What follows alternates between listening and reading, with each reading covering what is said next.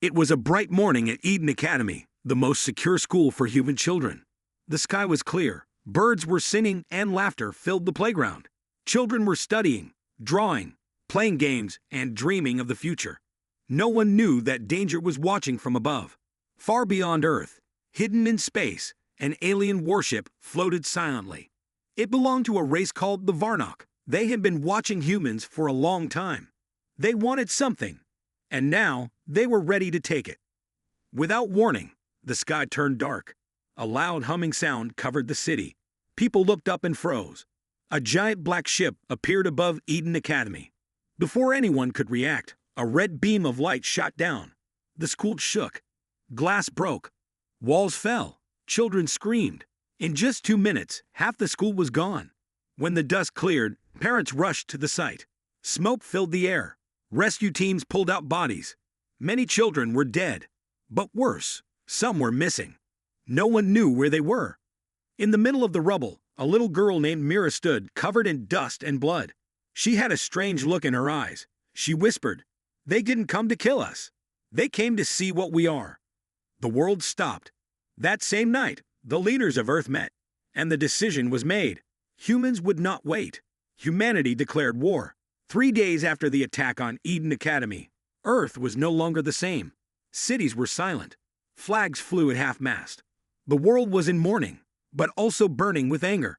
The leaders of Earth gave full control to the United Earth Defense Force, and General Harlow took command. He had one goal: strike back.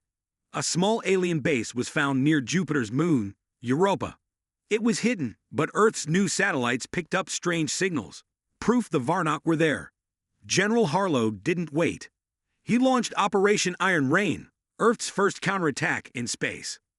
Warships flew from Earth's orbit, quiet and deadly.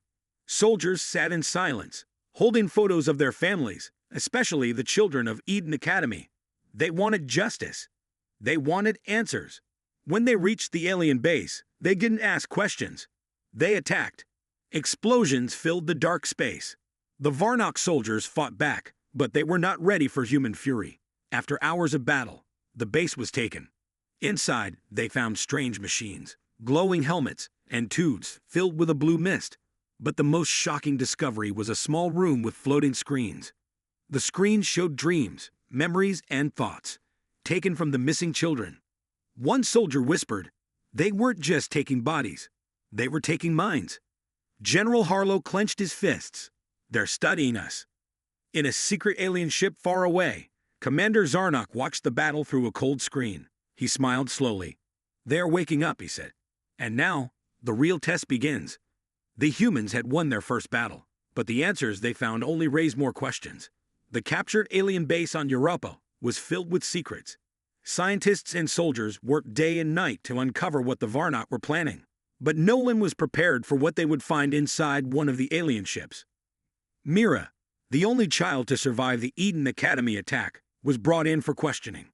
She had seen things, visions, things that no human should have known. Her eyes were different now, filled with knowledge far beyond her years.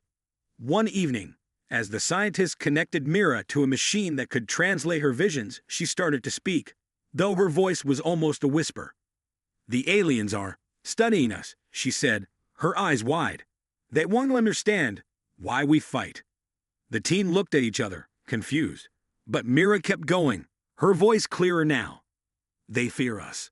Not because we are strong, but because we have something they can't understand. They want to take it, erase it." Dr. Daniels, the lead scientist, looked at her in disbelief. What do they want to erase? Mira closed her eyes, and in that moment, the team could feel a strange, heavy silence fill the room. "Emotion," she whispered. "They fear the power of our emotions. They don't have them. They want to take them from us." The room fell silent.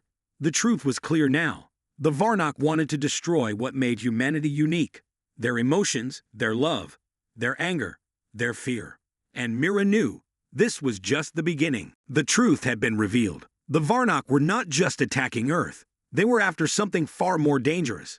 The very soul of humanity. They feared what humans could do with their emotions, and they were determined to take that power away. The only question now was, how would humans fight back? General Harlow stood before a map of the solar system. The Varnock had set up their most dangerous base on Titan, Saturn's largest moon. It was hidden deep beneath layers of ice, but Earth had found it. This was their chance to strike hard. Operation Stormfire was about to begin. "This is it," Harlow said, his voice calm but filled with fire. "We take the fight to them. No more hiding. We show them what it means to face the power of humanity." Mira, now part of the mission, stood in the back, watching silently. She had been receiving strange visions of alien technology, machines that could erase memories, wipe out dreams, and control thoughts. She knew that the Varnock were planning something worse than a simple invasion. They wanted to steal everything that made humans human. The operation began as humanity's best ships and soldiers made their way to Titan. But as they neared the moon, they encountered an unexpected force. Varnock warships appeared, blocking their path. The battle was fierce. Explosions lit up the dark void of space. The human ships fought with everything they had, knowing they couldn't let the aliens reach their final goal. As the final strike was made on Titan's surface, General Harlow's voice crackled through the comms. "This is for every life they took. This is for Earth." But as the final alien stronghold fell, Zarnock's cold voice echoed in the minds of the humans. "You will never stop us. We already know what makes you strong. We will take it from you, piece by piece." Mira shuddered. She realized then, they had only just begun. The battle for Titan was over, but the war was far from won. The Varnock were relentless, and their hatred for humanity's emotions grew stronger with every passing day. General Harlow knew that victory in space meant little if they couldn't end the war on Earth. But the real fight was not just against the aliens. It was against the fear they had planted in humanity's hearts. Mira stood beside Harlow, staring at the sky. "We have to end this now," she said softly. "The aliens won't stop until they have everything we are." The world was watching. The final battle was about to begin. A massive Varnock fleet approached Earth's orbit. They came in silence, their warships darker than the night sky. It was a storm that no one could escape. Humanity had only one choice: to fight with everything they had.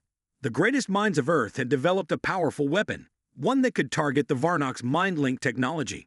It would overload their entire system, trapping their thoughts, their emotions, their plans in a web they could not escape. The plan was risky, but it was humanity's last hope. The final battle began in the skies above Earth. The Varnock unleashed their full force. But as humanity's weapon fired, something unexpected happened. The weapon didn't just attack the aliens. It reached them, showing them the raw power of human emotion. Images of love, sacrifice, rage, and hope filled their minds.